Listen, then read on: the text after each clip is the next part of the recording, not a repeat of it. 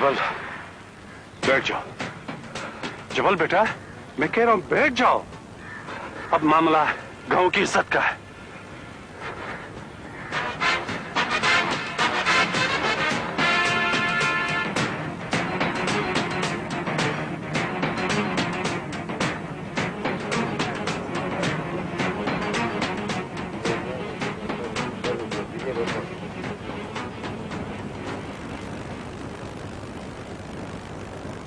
तमाम मुअज़्ज़ज़ीन की आरा सुनने के बाद जरगा मुत्तफिका तौर पर इस नतीजे पर पहुंचा है कि बुलबुल खान और बतूल ने शरीयत के मुताबिक शादी की है और वो दोनों इस शादी को कायम रखना चाहते हैं। मगर ये भी हकीकत है कि जबल खान और बतूल की शादी न सिर्फ तय हो चुकी थी बल्कि शादी से सिर्फ एक रोज कबल बुलबुल खान बतूल को अपने साथ भगा ले गया, जो कि न सिर्फ जबल खान और आलमगीर के लिए रुसवाई हुई बल्कि पूरे गांव की इज्जत रुसवा हुई। बतूल और बुलबुल खान का ये इकदाम नाकाबिले मुआफी है। इस तरह तो हर कोई गांव की इज्जत के साथ खेलने लगेगा, लेकिन निकाह सुन्नत रसूल पाक सल्लल्लाहु अलैहि वसल्लम है और तलाक को बुरा समझा गया है। लिहाजा गांव वाले तो इस बात को पेश नजर रखते हुए अपनी बेइज्जती माफ करते हैं, लेकिन जो बेइज्जती बुलबुल खान और बतूल ने जबल खान और आलमगीर की है, इसका फैसला आलमगीर और जबल ही करेंगे और इनका फैसला हमें मंजूर होगा। वाह, खूब, बहुत खूब। क्या हमारी रिवायात ये है कि इन्हें चेहरों के साथ बदल दिया जाए, उसके हक में फैसला किया जाए जो सामने मौजूद हो? इस जिरगे को मेरे दोस्त आलमगीर की बेइज्जती का एहसास तो है। क्या मेरी इज्जत इज्जत नहीं है? क्या मेरी जुबान जुबान नहीं है? क्या मैं इस गांव में पैदा नहीं हुआ? क्या मुझे मरकर इस मिट्टी में दफन नहीं होना? मैंने इस गांव की सरबुलंदी के लिए क्या कुछ नहीं किया। अपनी तमाम उम्र इस मिट्टी में रोल दी है मैंने, इस मिट्टी में। इसके बदले में आप लोगों ने मेरे साथ क्या किया है? क्या किया आप लोगों ने? मेरी इज्जत को मुजरिम बनाकर इस जिरगे में ला खड़ा किया है। क्यों? क्यों? क्या आप सब ये नहीं जानते थे कि बुलबुल भी मेरा बेटा है? क्या आप सब ये नहीं जानते थे कि बतूल और बुलबुल का रिश्ता मैंने तय किया था, मैंने खुद? अगर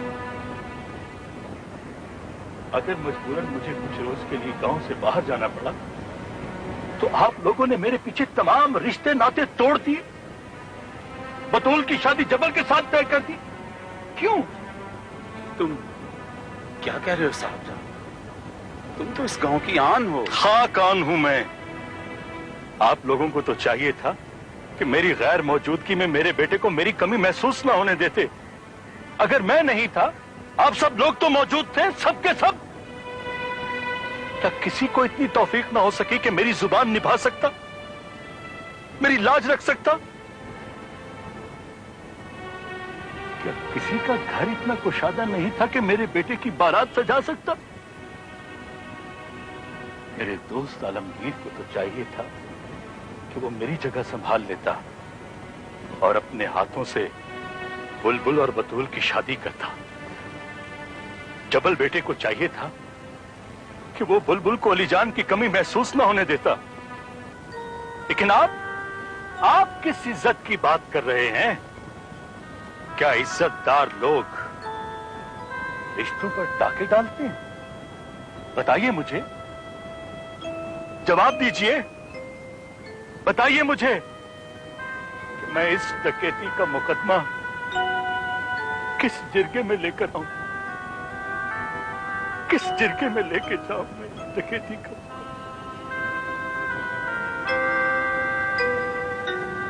बोलो आलमगीर, तुम्हारा क्या फैसला है?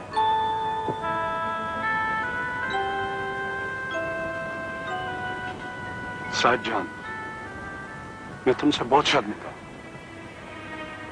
शायद इसलिए कि आज तक मैं ना तो तुम जैसा अजीम खिलाड़ी बन सका और ना ही इंसान। साहिबजान, तुम ठीक कह रहे हो कि अपनी बेइज्जती का बदला लेना बहुत आसान होता है, लेकिन दूसरों की इज्जत को इज्जत समझना और उसका एहतराम करना बहुत मुश्किल है। मुझे कोई फैसला नहीं करना, मैं सिर्फ तुमसे माफी का तलबगार हूं।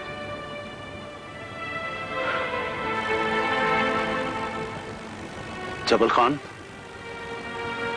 तुम क्या चाहते हो?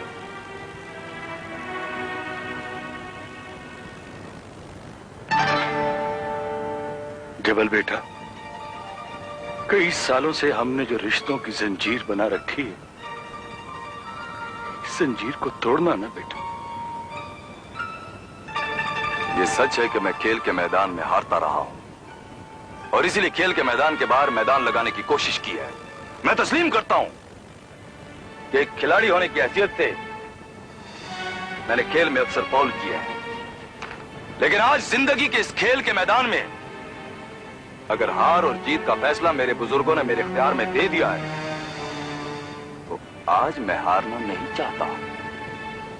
जबल खान भी पहाड़ों और इन वादियों की खुशबू में पलकर जवान हुआ है।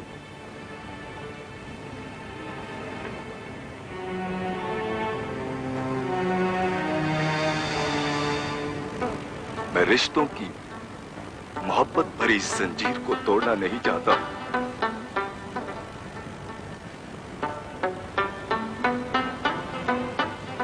मैं बुलबुल को माफ करता हूं।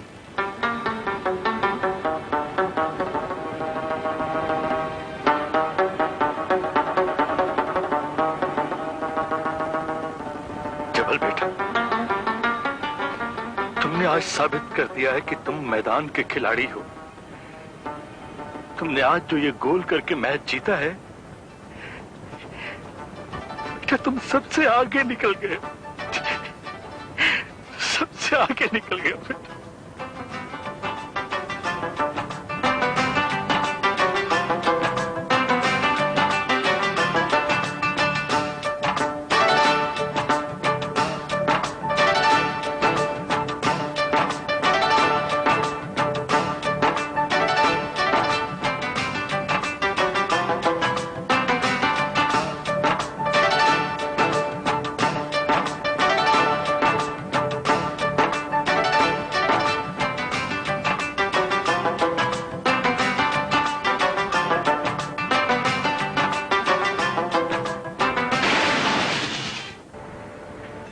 भाईजान का खत, वो तो मैंने पढ़ा ही नहीं।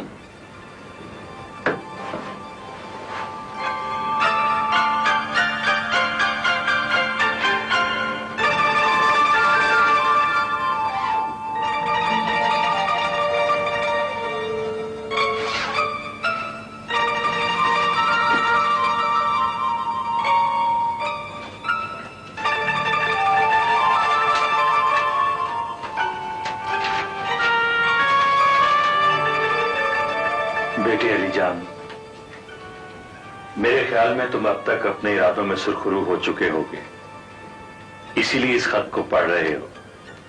चूंकि ये मेरा हुक्म था, इसलिए मुझे यकीन है बेटा कि तुमने ऐसा ही किया होगा। अब तुम फौरन घर पहुंचने की तैयारी करो, लेकिन अकेले ना आना, बल्कि अपने साथ हमारी बहू, पोती और पोते को लेकर आना।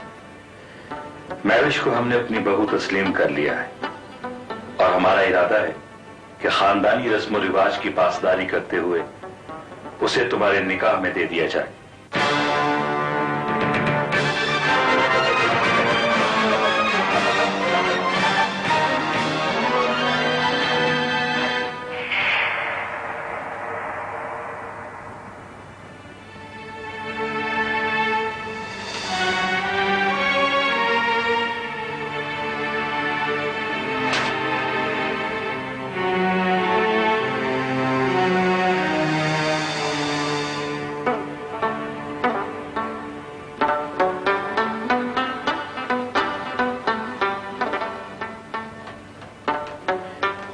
ये तो तुम्हें मालूम है कि ऐसा कई पुश्तों से होता चला आया है कि भाई की बेवा से दूसरे भाई का निकाह ये सोचकर किया जाता है ताकि घर की इज्जत घर से बाहर न जाए और उसकी औलाद को सरपरस्ती मिल जाए।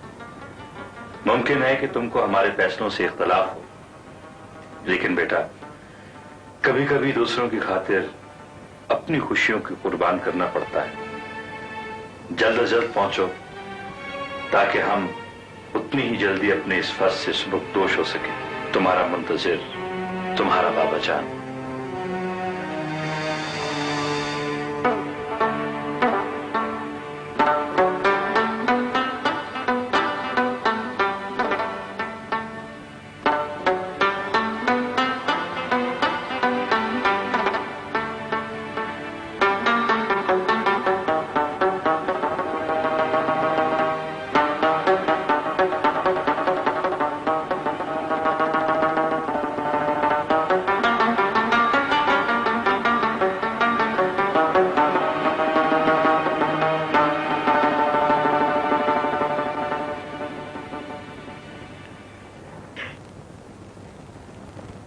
कभी देखा न परखा।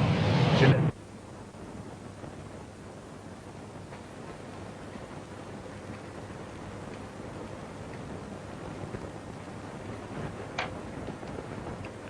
बेटी अली जान, मेरे ख्याल में तुम अब तक अपने इरादों में सुरखरू हो चुके होगे, इसीलिए इस खत को पढ़ रहे हो।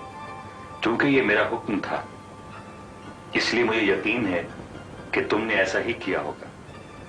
अब तुम फौरन घर पहुंचने की तैयारी करो, लेकिन अकेले ना आना, बल्कि अपने साथ हमारी बहू, पोती और पोते को लेकर आना। महविश को हमने अपनी बहू तस्लीम कर लिया है और हमारा इरादा है कि खानदानी रस्म और रिवाज की पासदारी करते हुए उसे तुम्हारे निकाह में दे दिया जाए।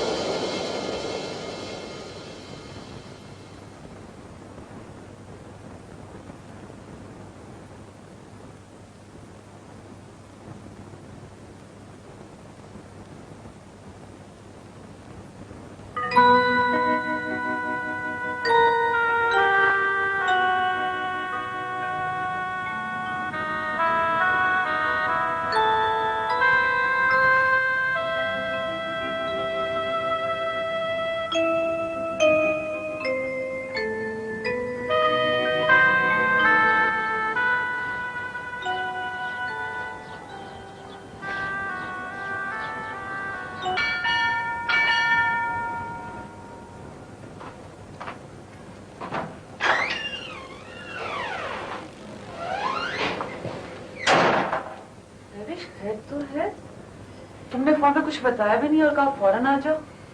खैर ही तो नहीं है। अली का कल रात से कुछ पता नहीं है। क्या मतलब, कहाँ गया वो घर छोड़ गया और सामान भी साथ ले गया, सिर्फ बैग पड़ा हुआ है। कि तुमसे कोई झगड़ा तो नहीं हुआ?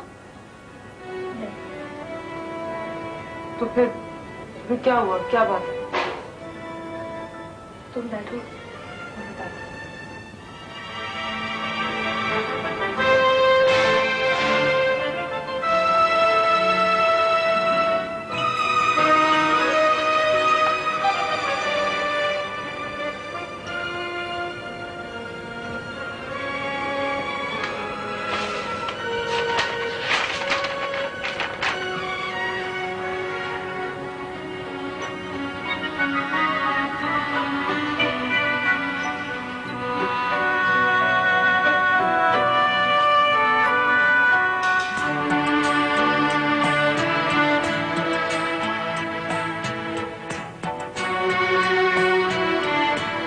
समझी थी कि वो तुम्हारी तरफ गया होगा। नहीं, वहां तो नहीं आया, लेकिन अगर आएगा तो मैं उसे यहाँ भेज दूंगी। तुम प्लीज परेशान ना। तुम बैठोगी नहीं? नहीं, मुझे वो बाप को स्कूल से पिक करना।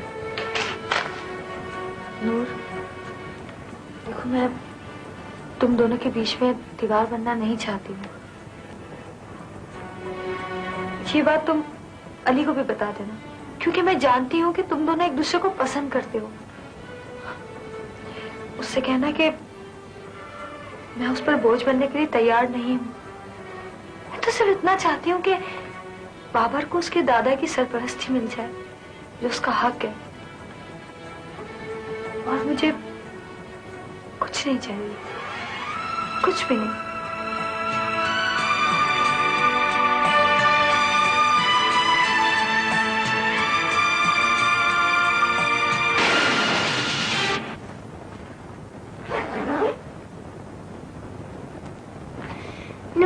नूर आंटी चाचू आ गए।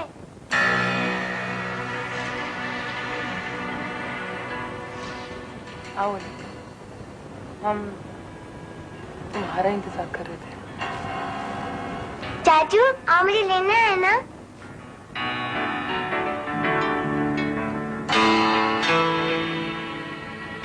हमें दादा दादी के पास जाना है ना?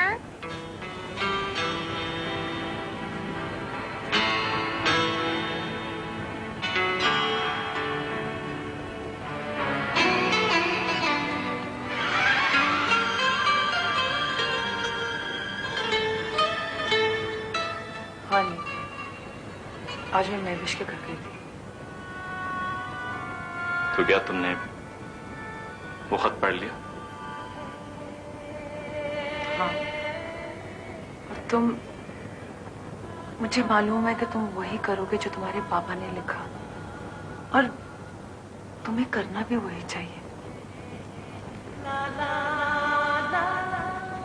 नूर, मैं उनका कहा टाल नहीं सकता। मुझे पता है। खत पढ़ने के बाद मैंने सोचा कि खुदगर्जी हमारे वालिदैन नहीं, हम दिखाना चाह रहे हैं। वो तो हमसे हमारी सादतमंदी की उम्मीद करते हुए अपना हक मांग रहे हैं। नूर, मैंने बड़ी मुश्किल से अपने आप को राजी किया है, लेकिन इसके बावजूद मेरा दिल मुझे बगावत पे उकसाता रहा। अब तुम्हारी ये बातें मेरा हौसला बढ़ा रही हैं। मैं कोशिश करूंगा कि मैं तुमको बढ़ा सकूं। है जो हर पाँव से ये कैसी जंजीर है, लिपटी है जो हर पाँव से ये कैसी जंजीर है।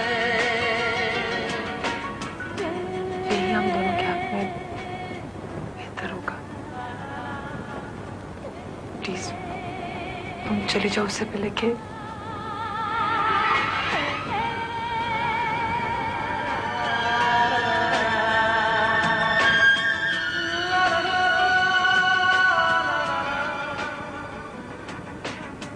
जी ना सकेंगे तुमसे बिछड़ के।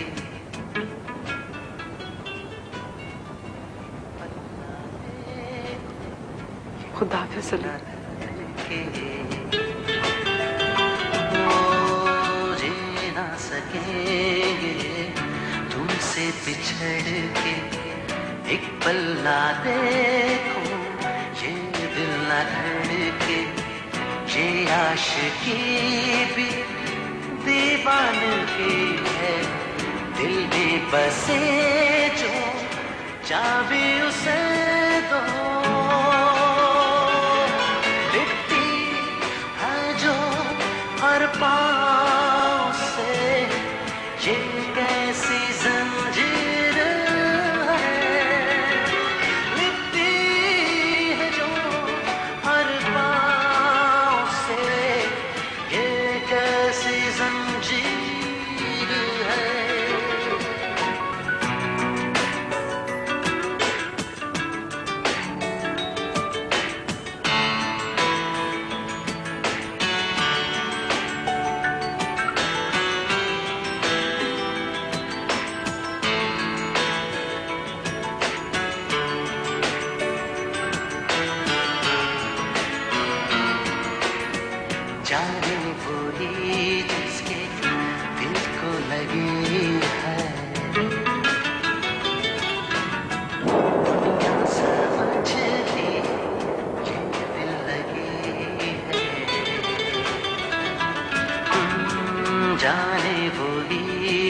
मुश्किल दिल को लगी है। लेकिन अम्मी, लेकिन कुछ नहीं, ये मेरा हुक्म है। जब मान ले तो पलटकर फोन तक नहीं तुम्हें किया। क्या पता, मुझे दिन में वो 2-2 मर्तबा फोन करता है। उसी से तो पता चला है कि उसे आज मेडल मिल रहा है। मेडल? किस बात का? हन्नान और दावर के केस को हल करने पर। बेटी, क्या तुम उसकी खुशी में शरीक नहीं होगी?